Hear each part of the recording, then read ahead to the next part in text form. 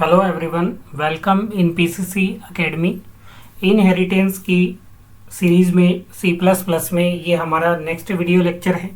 इस video lecture में inheritance का एक और इम्पॉर्टेंट टाइप हेरारिकल इनहेरिटेंस के बारे में पढ़ने जा रहे हैं। सबसे पहले तो मैं आपको बता दूं कि हेरारिकल इनहेरिटेंस क्या होती है।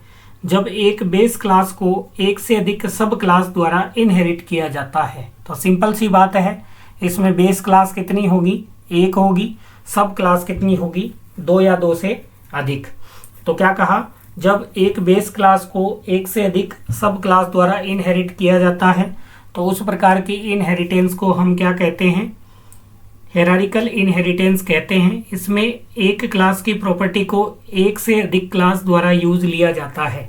हेरारिकल इनहेरिटेंस में बेस क्लास एक और एक से अधिक सब क्लासेस होती है। इसे हम इस डायग्राम द्वारा आसानी से समझ सकते हैं। जैसे कि माना ये ए क्लास है, ये इसे हमने बी, सी और डी क्लासें डिराइव की है, तो ये बी इसकी डिराइव क्लास है, सी भी इसकी डिराइव क्लास है और डी भी इसकी डिराइव क्लास है।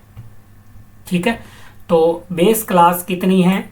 बेस क्लास है एक। बेस क्लास कितनी है? ए है अपनी। और ये तीनों ही कैसी क्लास है? ये तीनों ही चाइल्ड क्लास है। कैसी क्लास है? चाइल्ड क्लास है। ठीक है, तो इसमें एक बेस क्लास होती है और एक से अधिक क्या होती है? चाइल्ड क्लास होती है। तो अब हम इसका एक एग्जाम्पल देखेंगे जिसमें मैं एक बेस क्लास बनाऊंगा जिसमें कि हम एक नंबर एंटर करने वाले हैं। तो मैं आपको वापस से बता देता हूं। देखिए, मैं एक बेस क्लास बनाऊंगा जिसका कि नाम एक बार मान लेते हैं ए है। इसमें हम क्या लेंगे? एक डेटा मेंबर लेंगे। क्या? नंबर लेंगे। इससे मैं दो क्लासें और डिराइव करने वाला हूं। एक जैसे मैंने करी बी और एक जैसे मैंने करी सी। तो ये बी क्लास इस नंबर का यूज करते हुए इस नंबर का स्क्वायर निकालेगी। मतलब इस बी क्लास के द्वारा इस नंबर का क्या निकाला जाएगा? स्क्वायर निकाला जाएगा। और सी द्वारा इस नंबर का यूज करते हुए इस नंबर का क्यूब निकाला जाएगा। क्या निकाला जाएगा? क्यूब निकाला जाएगा। बहुत ही सिंपल सा कॉन्सेप्ट है। चलिए इसको हम प्रैक्टिकली इम्प्लीमेंट करके भी देख लेते हैं ताकि आपके प्रोग्राम भी क्लियर होना चाहिए। तो चलते हैं अपने कोड एडिटर के अंदर, लिखते हैं हेडर फाइल्स को। तो सबसे पहले मैं लिखता हूँ एस इंक्लूड आईओस्ट्रीम और नेम स्पेस जोड़ते हैं अपन और एक क्लास बनाते हैं अपन। एक क्लास बना लेते हैं क्लास ए के नाम से और इसमें एक प्रोटेक्टेड डेटा मेंबर रखता हूं मैं इंट में, जैसा कि मैंने अभी आपको बताया नंबर। और पब्लिक में इसके लिए एक फंक्शन लिखते हैं void get नंबर नाम से। इसको यहीं डिफाइन भी कर लेते हैं। अब एक नंबर लेना पड़ेगा अपने को, तो नंबर ले लेता हूं मैं। एंटर एनी नंबर और सीन करवा लेते हैं इसको नंबर को। तो सिंपल सा है। एक क्लास बनाई है हमने ए के नाम से। इसमें एक प्रोटेक्टेड डेटा मेंबर लिया है किस नाम से? नंबर के नाम से। और उसको इनिशियलाइज कर दिया है, यूज़र से नंबर हमने ले लिया है। बहुत ही सिंपल सा है। उसके बाद में इससे अपन एक क्लास और डिराइव करते हैं, जैसा कि आपको मैंने कहा था। क्लास, नई क्लास का नाम है बी, फिर आएगा कॉलन, पब्लिक विजिबिलिटी मोड और बेस क्लास का नाम है ए। तो इसमें केवल एक मैं क्या बना रहा हूँ? पब्लिक में एक फंक्शन बना रहा हूँ void स्क्वायर नाम से, जो कि उस नंबर का क्या निकालेगा? स्क्वायर। इसको यहीं अपन क्लास के अंदर ही डिफाइन कर देते हैं। इसका काम है square of the number is, उस नंबर का क्या निकालना? स्क्वायर निकालना। तो इसको अपन यहीं कॉल कर सकते हैं नंबर मल्टीप्लाई नंबर। तो इससे नंबर का क्या निकल जाएगा?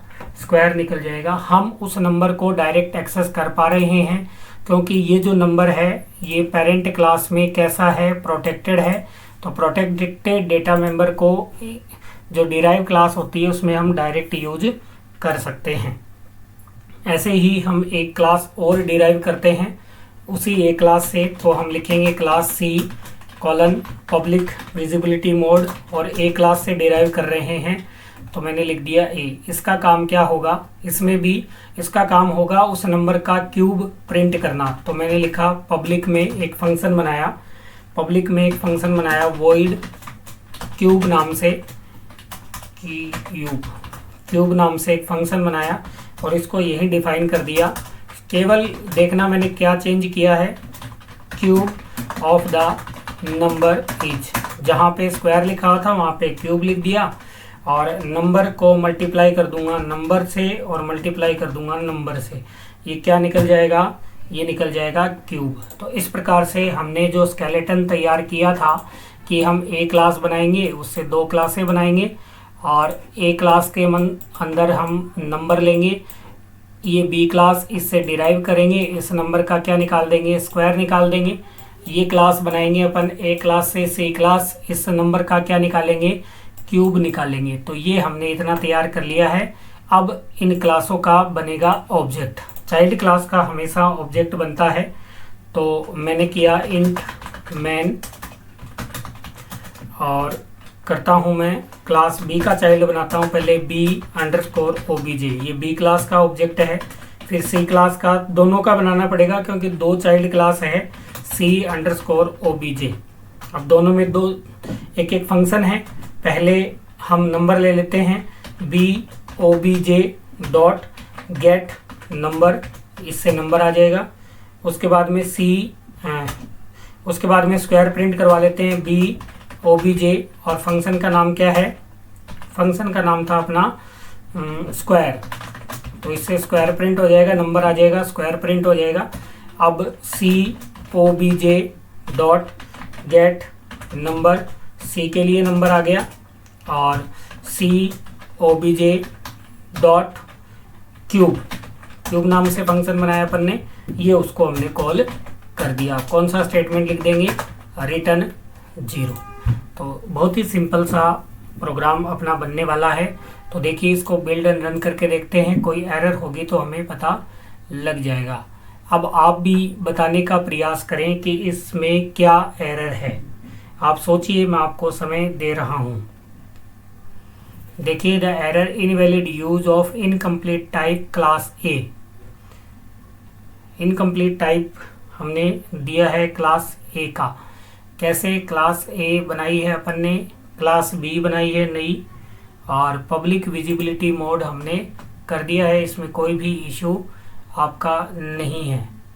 ठीक है, यहाँ प्रॉब्लम है क्योंकि ए क्लास को हमने स्टॉप नहीं किया है, बंद नहीं किया है, ये भी आपको ध्यान में रखना है। ठीक है, वापस से रन करते हैं और चेक करते हैं क्या एरर आई है। तो कोई एरर होगी तो हमें पता लग जाएगा। ये मैन क्लोज हो गया है, इसको कर देते हैं रन। तो देख लेते हैं इसका आउटपुट आने वाला है। यूजर से नंबर मांगा जा रहा है, मैंने दे दिया जैसे 500। अच्छा, ज़्यादा बड़ा दे दिया, छोटा देते हैं क्योंकि क्यूब और वो निकालेंगे ना अपन, तो छोटा एक नंबर दे देते हैं। मैंने दे दिया 5, तो 5 का स्क्वायर होता है 25 और क्यूब होता है 125। तो देखिए, square of A number is 25, फिर एंटर ए नंबर। अब मैं निकाल रहा हूँ 9 का क्यूब। 9 का क्यूब होता है 729। तो इस प्रकार से हम हेरारिकल इनहेरिटेंस का यूज करके इस प्रकार के कॉन्सेप्ट भी, प्रोग्राम भी बना सकते हैं। तो आई होप आपके हेरारिकल इनहेरिटेंस समझ में आ गई होगी। अब तक हमने सिंगल लेवल इनहेरिटेंस पढ़ लिया है, उसके बाद में हमने मल्टी लेवल इनहेरिटेंस पढ़ लिया है, उसके बाद में हमने मल्टीपल इनहेरिटेंस पढ़ लिया है, और आज हमने हायरार्किकल इनहेरिटेंस भी पढ़ लिया है। तो आई होप आपने चारों वीडियो लेक्चर देख लिए होंगे और चारों आपके समझ में आ गए होंगे। अब इसका एक पार्ट हमारा और बचा है, हाइब्रिड इनहेरिटेंस, जो हम अगले वीडियो लेक्चर में कवर करने वाले हैं। तो आई होप आपने क्लास को एंजॉय किया होगा। मिलते हैं अगले वीडियो लेक्चर में, तब तक के लिए जय हिंद जय भारत। Thank you.